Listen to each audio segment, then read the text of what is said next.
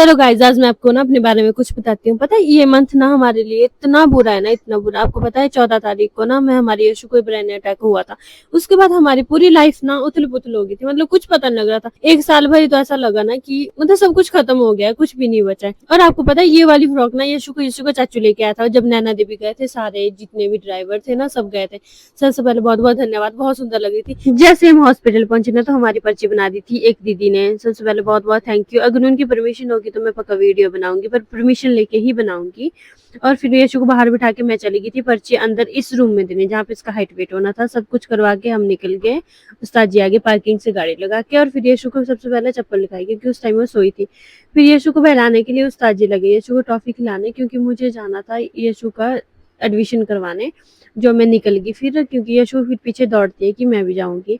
जैसे एडमिशन हुई ना, सबसे अच्छा ये वाला ठीक है, लिफ्ट वाला। एक फ्लोर ऊपर भी जाना हो ना तब भी बंदा लिफ्ट लेता है।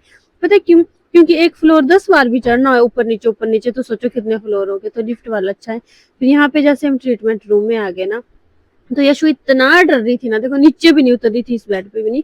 जैसे यशु का कैनुला लगा तो इंजेक्शन भी स्टार्ट हो गया। फिर मैं चली गई बोलने की दूसरा इंजेक्शन स्टार्ट कर दो, 2-2 घंटे में एक इंजेक्शन हो जाता है ना। तो फिर जैसे मैं बोल के आई तो यहाँ पे सर ने दूसरा इंजेक्शन भी लगा दिया था। फिर हो गया इंजेक्शन खत्म और हम आ गए घर के लिए। और यशु की स्माइल देखो जब घर में आते हैं, आपको हर बार पता, हमारी भी यशु की नहीं। लिफ्ट वाला सिस्टम सच में बहुत अच्छा है। हमने 5th फ्लोर से ग्राउंड फ्लोर के लिए लिफ्ट ली। जैसे ही बाहर आया ना, जैसे कैद से आजाद होता है ना कोई, वैसा लगता है। क्योंकि 2 साल हो गए अपनी हॉस्पिटल का देखा जाता है। फिर मेरा स्कार्फ लिया उस्ताद जी ने, जो वो बांध गया यशु के कैनुले में।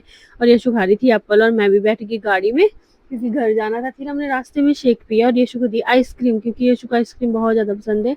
और मैंने भी शेक पिया, क्योंकि परांठा खाया था ना, उससे बहुत ज़्यादा तबीयत ऐसी हो गई थी। हमने बोला चलो शेक पी लेते। फिर जैसे मेरा शेक खत्म हो गया, यशु की आइसक्रीम खा ली मैंने।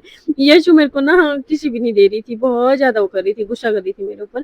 फिर मैंने बोला यशु एक और आइसक्रीम मिलेगी तो किसी-मिसी कर दे। फिर यशु सच में ही लगी करना और यशु को सच में आइसक्रीम मिल गई। फिर यशु के पापा पूछ रहे थे भाई यशवी अच्छी लग रही है आइसक्रीम? ठीक है। यशवी गर्दन हिला रही थी क्योंकि मुंह तो बिजी था। फिर पहुंच गए हम वहां जहाँ पे 4 लाइन का प्रोजेक्ट लगा था ब्रह्मपुर से इधर देव साइड को। वहां पे भैया ने मोमोज भी बनाना स्टार्ट कर दिया। कोई जाएगा तो एक बार खा के देख लेना, बहुत अच्छे बने थे। और हमारे टायर में कुछ साउंड जैसी हो रही थी ना, तो हमने सोचा टायर भी चेक कर लेते। टायर भी ठीक ही था, पता नहीं क्यों साउंड हो रही थी, पत्थर होगा निकल गया होगा। फिर सबसे पहले दीबू का मुंह देख के ना ऐसे थकान दूर हुई ना, इसके साथ लड़के किसी मिशी करके सारी थकान दूर होगी हमारी। ठीक है जी, राधे राधे।